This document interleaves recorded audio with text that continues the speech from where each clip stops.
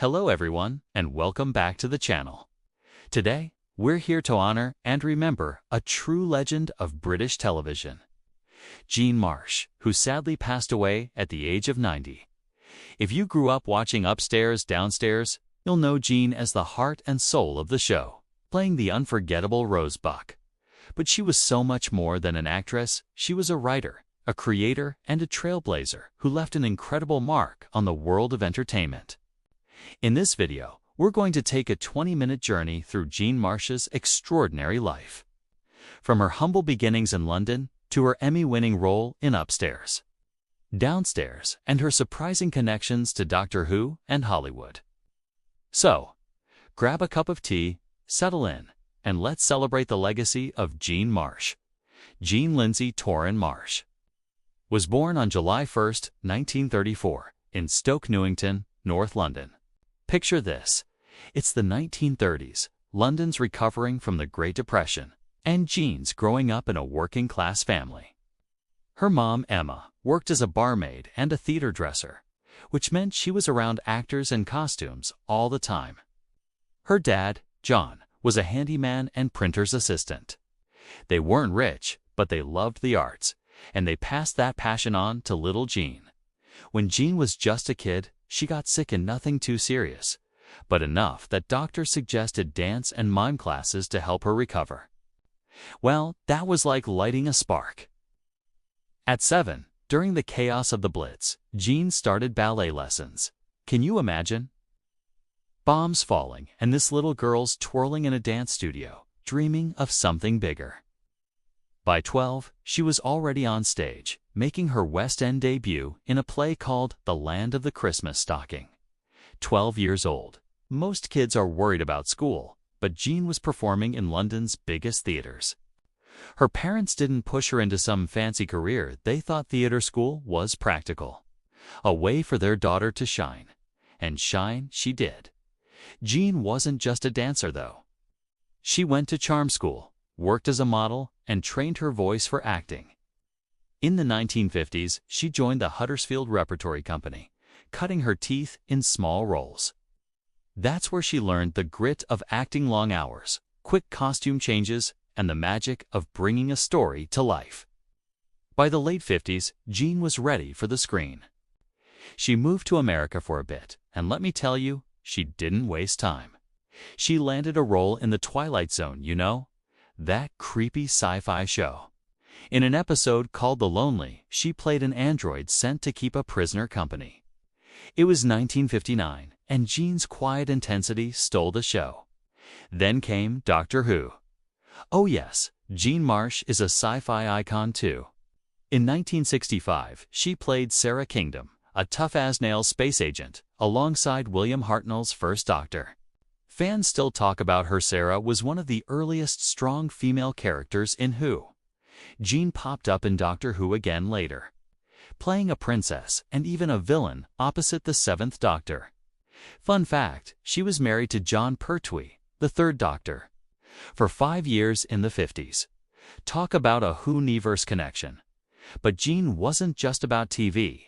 She hit the big screen too.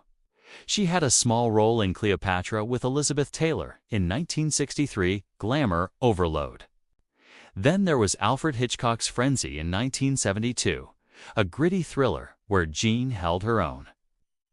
And let's not forget The Eagle Has Landed in 1976, a war film with Michael Caine, or Willow, in 1988, where she played the evil Queen Bavmorda.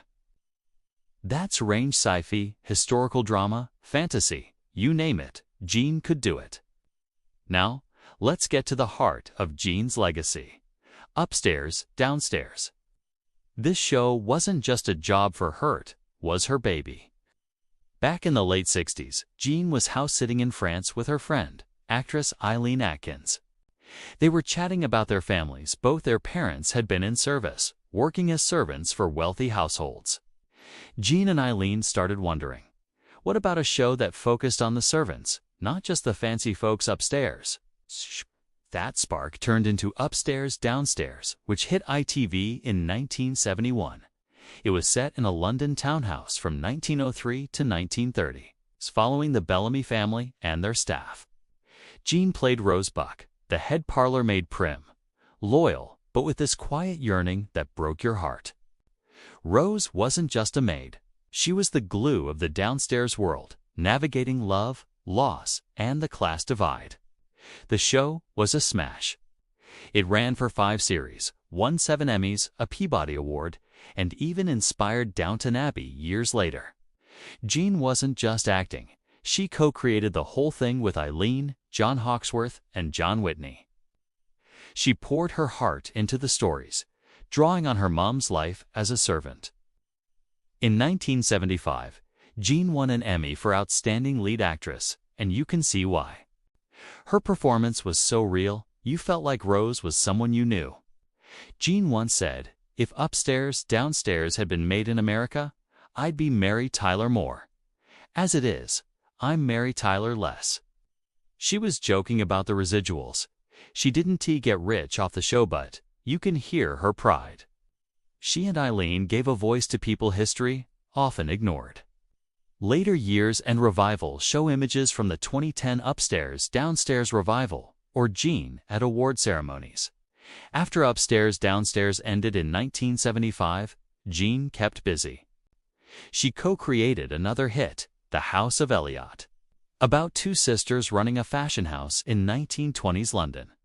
She didn't act in it, but she wrote episodes, showing off her storytelling chops.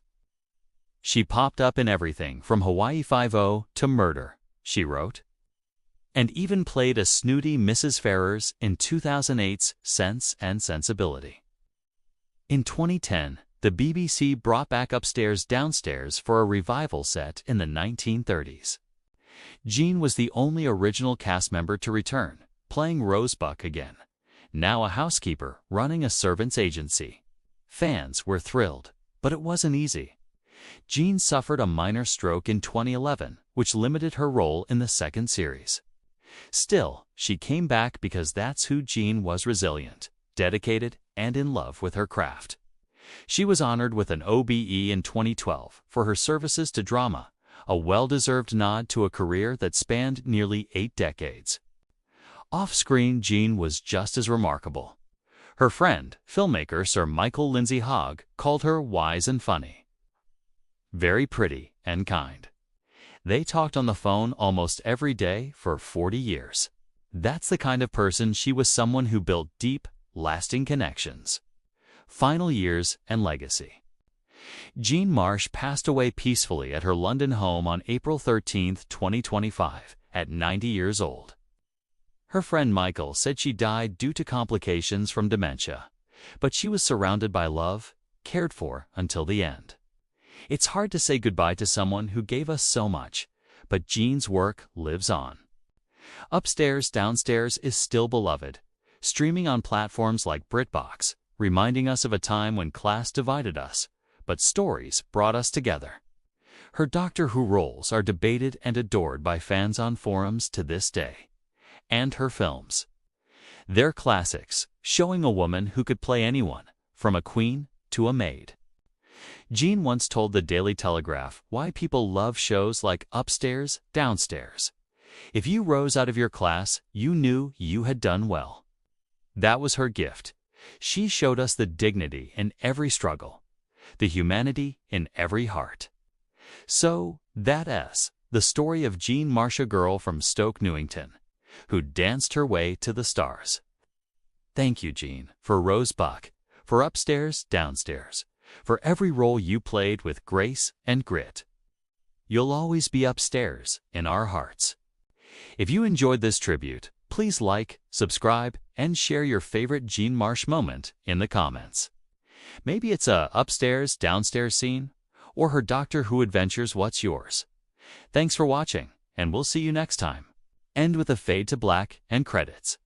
In memory of Jean Marsh, 1934 to 2025.